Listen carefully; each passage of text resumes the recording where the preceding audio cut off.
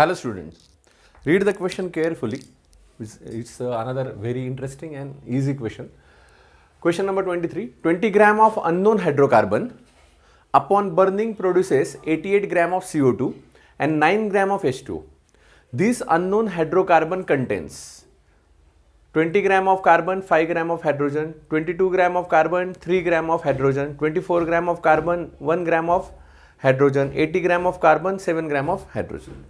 Simple combustion reaction है. Combustion reaction में ये 25 ग्राम दिया हुआ है कि अननोन हाइड्रोकार्बन है. तो when I read this question मुझे लगा ये अननोन हाइड्रोकार्बन का मोलर वेट नहीं तो मॉलिक्यूलर वेट वेट दिया हुआ है. आई थॉट कि मोलर मास वगैरह निकालना होगा, लेकिन वैसा कुछ नहीं है. This is for misleading. लेकिन आपको कंबशन रिएक्शन पता होनी चाहिए, इसलिए लिख रहा हूँ कि कार्बन हाइड्रोजन है विच इज अननोन, ये एक्स लो ये भी एक्स लो, विच विल बर्न. तो burn in presence of O2 and heat. और क्या प्रोड्यूस होने वाला है? CO2 plus H2O. और यहां CO2 कितना प्रोड्यूस हुआ है? 88 ग्राम. और वाटर कितना प्रोड्यूस हुआ है? 9 ग्राम. बस इतना ही पता होना चाहिए. तो upon burning produces 88 gram of CO2 and 9 gram of H2O. तो उन्होंने क्या पूछा है? This unknown hydrocarbon contains. तो ये जो अननोन हाइड्रोकार्बन है, this carbon and hydrogen, which contains how many gram of carbon, how many gram of hydrogen. तो अभी ये थोड़ा रिवर्स करना है, राइट रेट्रोसिंथेसिस. तो यहां CO2 88 ग्राम दिया हुआ है, उससे हमें कार्बन की मात्रा निकालनी है. That we want to determine the quantity of carbon. तो कैसे निकाल सकते हैं? आइडियली अगर आप देखा जाए CO2 का मॉलिक्यूलर मास कितना है? जैसे कार्बन 12 है प्लस 32, 16 प्लस 16 32, तो ये कितना हो गया? 44 ग्राम. तो ideally molar mass of CO2 is 44 ग्राम, ये तो पता है. Similarly molar mass of H2 अगर आप पता करें तो कितना आता है? 2 हाइड्रोजन प्लस 16, कितना आया? 18 ग्राम. तो ये दोनों हमें पता है.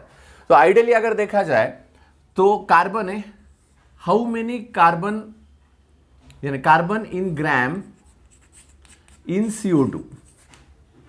तो कार्बन कितना है इसमें? 12 है. तो 12 gram of carbon present in 44 gram of CO2. ये एग्री करते हो कि नहीं? ये टोटल हमने देखा कि 12 प्लस 32 44 ग्राम है. यानी 12 कार्बन किस में प्रेजेंट है? 44 ग्राम ऑफ CO2 में प्रेजेंट है. अभी सिंपल है, ये आपको सिर्फ पता होना चाहिए. ये अभी पता चल गया. तो अभी बताओ कितना दिया है उन्होंने? 88 ग्राम दिया है ना CO2. अगर 12 gram of carbon present in 44 gram of CO2, then अगर वो 88 ग्राम होगा ऑफ CO2, तो कार्बन कितना होगा? X gram of carbon. निकाल सकते हैं कि नहीं? यस और नो? Yes, definitely. सो क्या आएगा आंसर बताओ? This just a cross multiplication. तो क्या आएगा आपका? X gram of carbon is equal to 12 into 88 divided by 44. तो ये तो 2 हो गया. 12 इंटू 2 24. तो आ गया 24 ग्राम of carbon. This is your answer. तो इस ऑप्शन में कहा है वो 24 ग्राम? यहां है. तो आंसर शुड बी सी. लेकिन अभी ये भी दिया है 1 ग्राम ऑफ हाइड्रोजन, वो भी निकाल लेते. अभी ये तो समझ में आ गया ना? आपको लिखना है, प्रॉपरली लिखना है, ओरली समझ के मत लो. This is a chemistry. तो अभी दूसरा क्या है? दूसरा रिलेशन देखो. H2O इज 18 ग्राम, यानी H2O की मात्रा कितनी है? 2.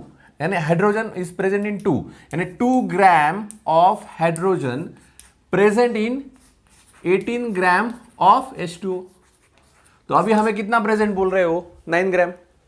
सो 9 ग्राम ऑफ H2O